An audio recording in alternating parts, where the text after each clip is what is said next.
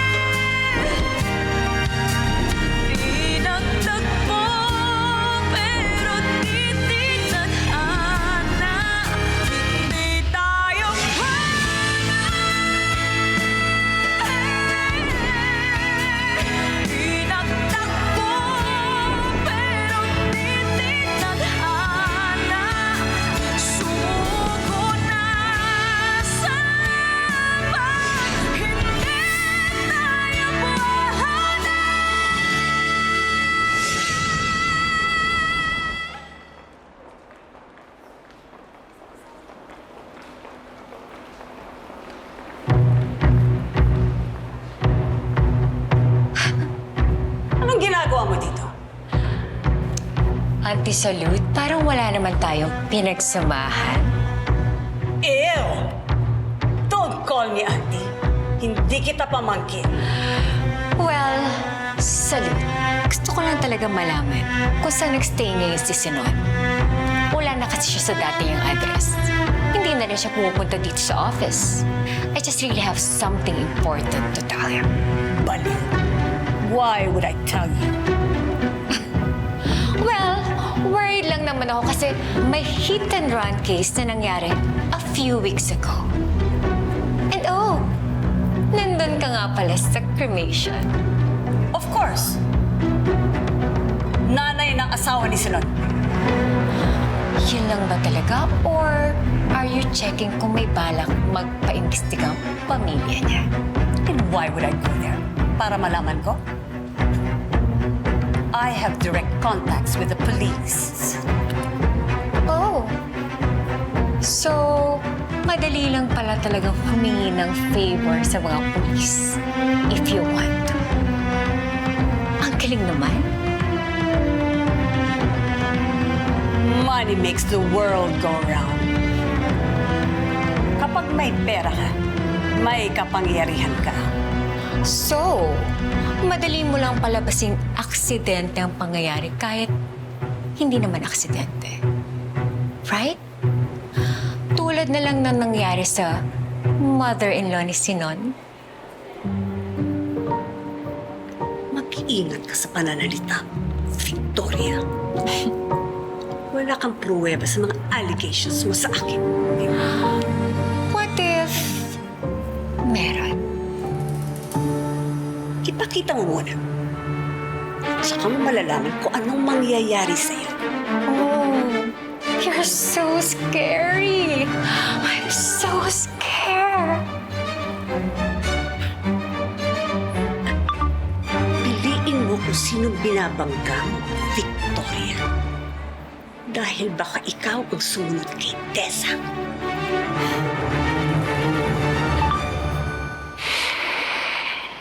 Piliin mo kung sinong binabangga mo, Victoria. Dahil baka ikaw ang sumunod kay Tessa.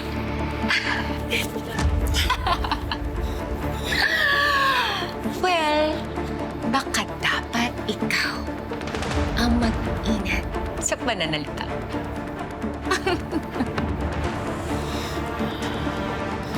Tienes vergüenza! Thank Thank you for entertaining me.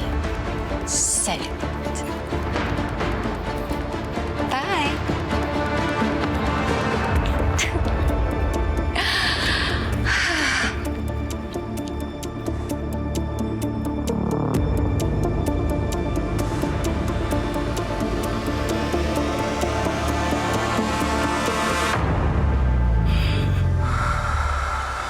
Kaya pala matagal. Sikleta lang. Oh. Okay ka lang? Okay lang. Oh. Tip. Thank you po.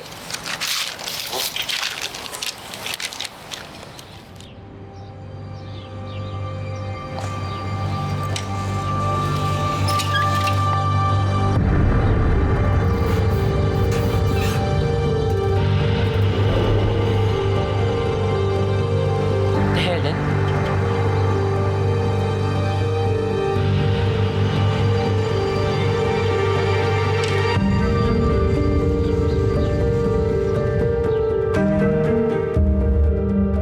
Piliin mo kung sinong binabangga, Victoria.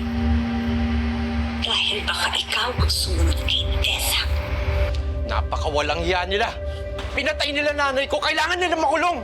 Kung may madidiin man dito, si Salud lang. Hindi si Sinon.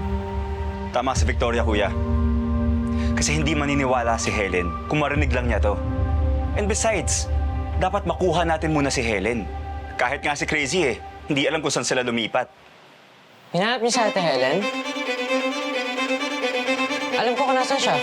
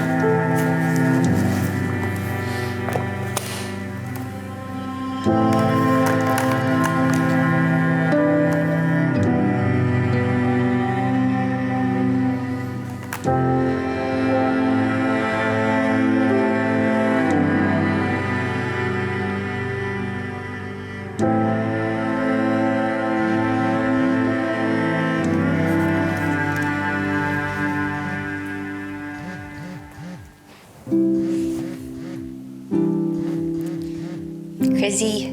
Oh my God, Helen! Akala ko nag-Amerika ka na't ginusting na ako eh. Sabi ko lang naman sa'yo, maging handa ka sa mga kapalit ng desisyon mo. Hindi yung kalimutan na ako.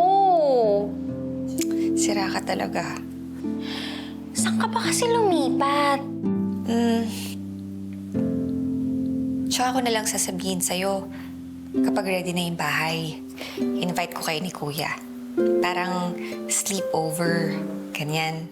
Ganun ba? Kamusta ka naman dyan? Nakakatulog ka ba ng maayos? Nagugutom ka ba?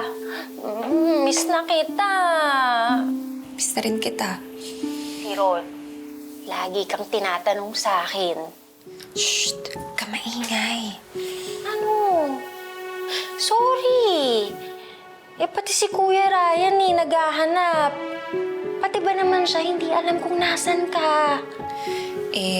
Gusto kasi ni Sinon parang surprise. Ayaw niya na maabutan tong bahay na hindi pa ready. Nag-agree naman ako sa kanya. Okay lang ako. Sigurado ka ba?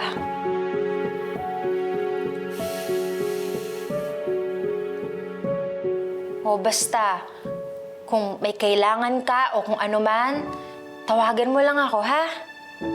I love you. Huy! Bakit ka umiiyak?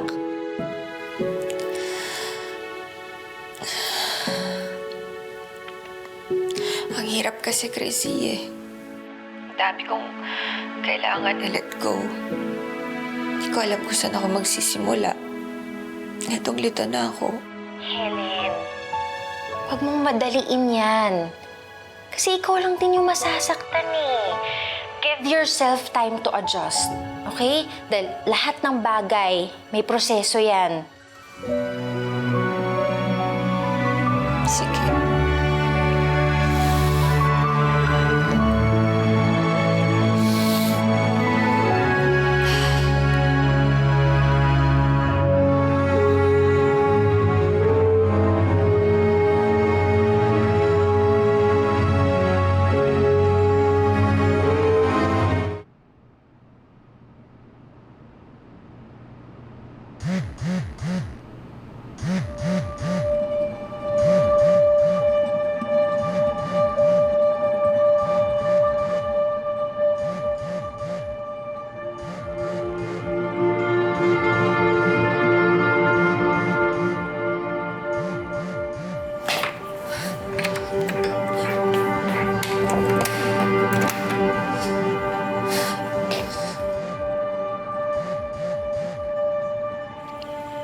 Rod?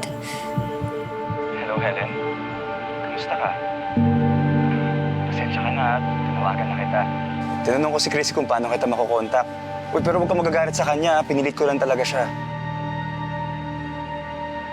Helen?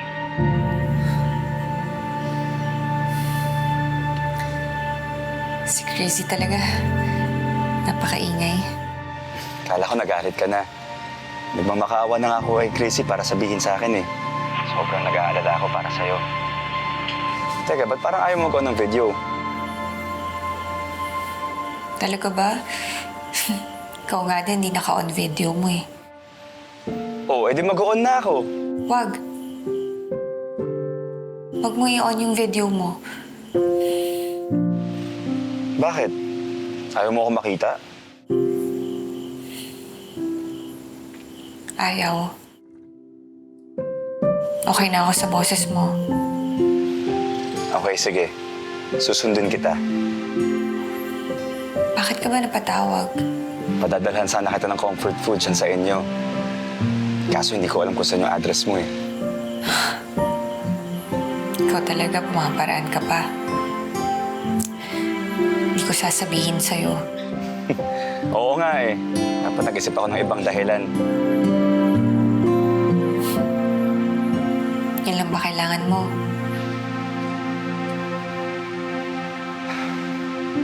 Helen?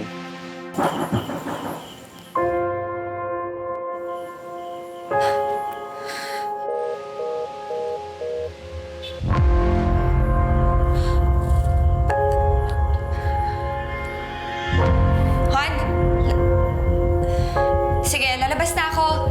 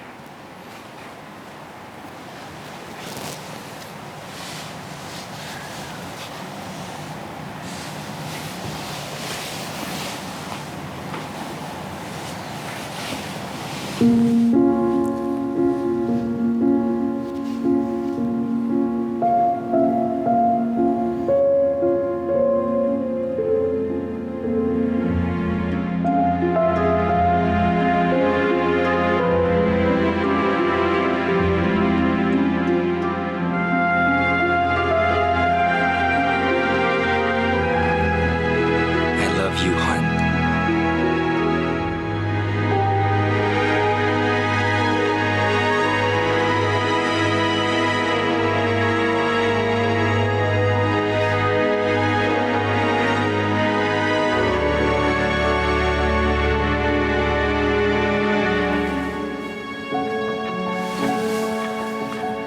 What's wrong?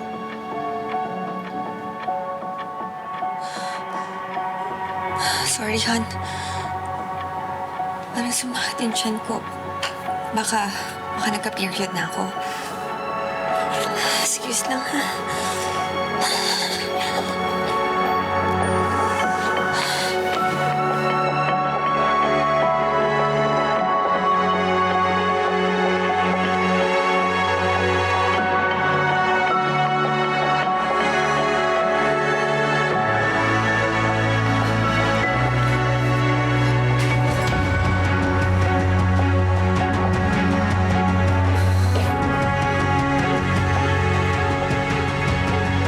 Bakit siya pa din nakikita mo, Helen?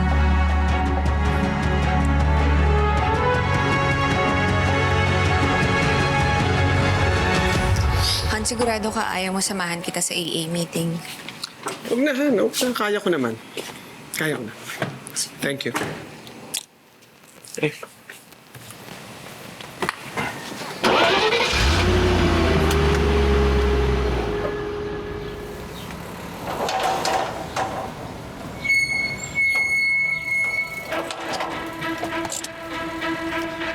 Rod?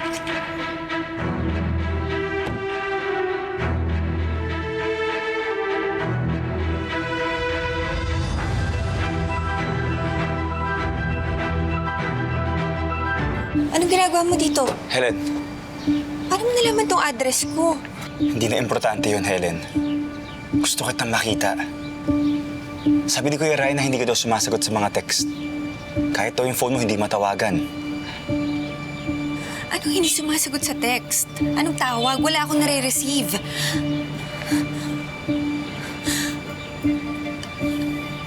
Pumasok ka. Halika muna dito. Baka may makakita pa sa'yo dyan.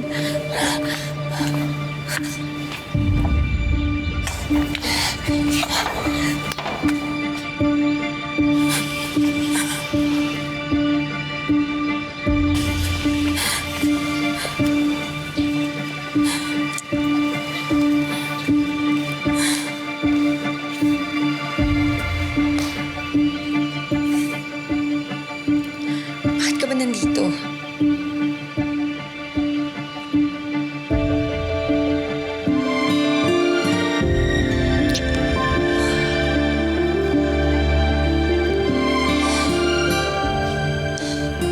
Ba't ang ginagawa ko?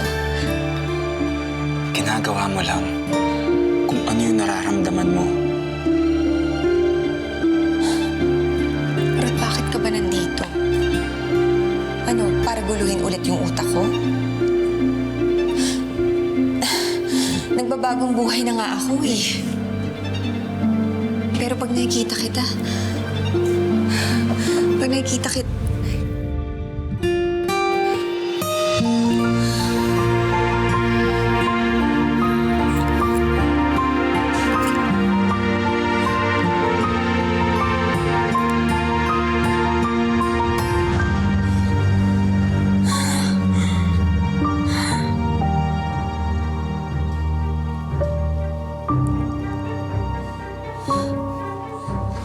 Okay ka lang? Di ako makapaniwalang nagawa ko pa to. Dito pa sa pamamahay ng asawa ko. Nagigilty ka ba, Helen?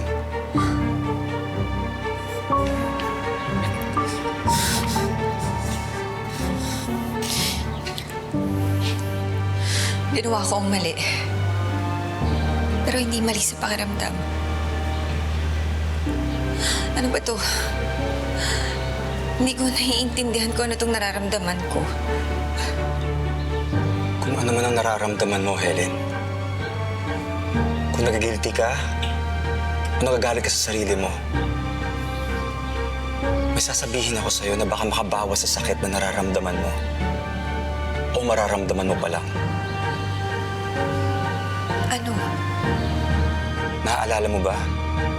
Nung sinabi sa'yo ni Mama Tessa na si Sinon ang nag-manipulate sa akin habang nasa Amerika ako. Napilit niya tayong pinaghihiwalay. Rod, nakuha mo na ako.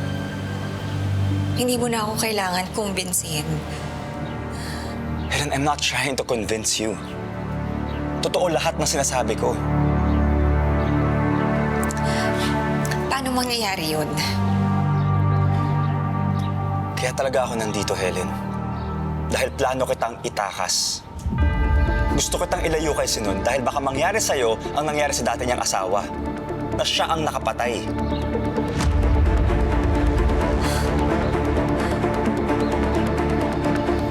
Imposible. Helen, may pruweba ako. At ilalabas namin to sa publiko pag may nangyaring masama sa amin ni Victoria.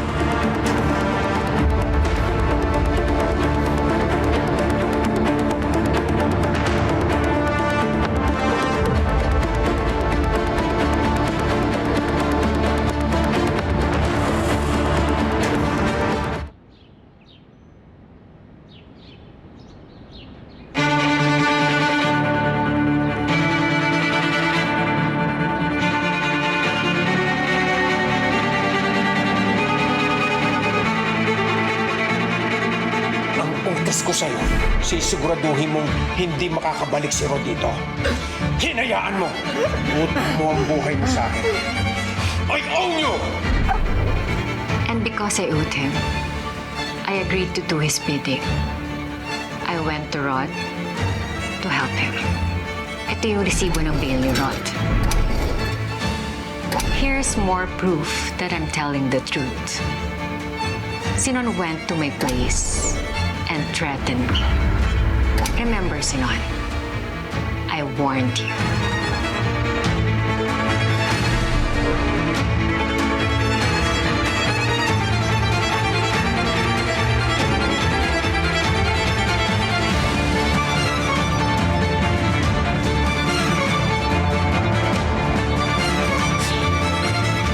Rod.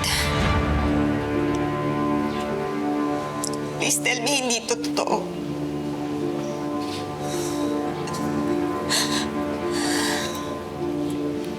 I'm sorry, Helen. Pero yan ang totoo.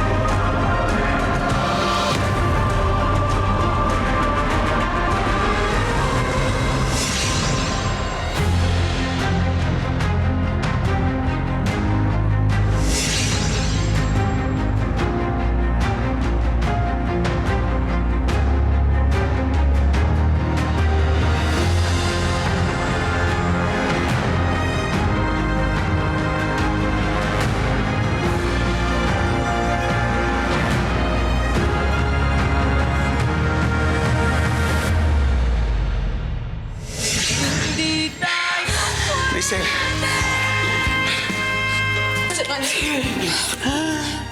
All I did was love you so much. Kung gusto mo akong iwan dahil doon, tatanggapin ko, Helen.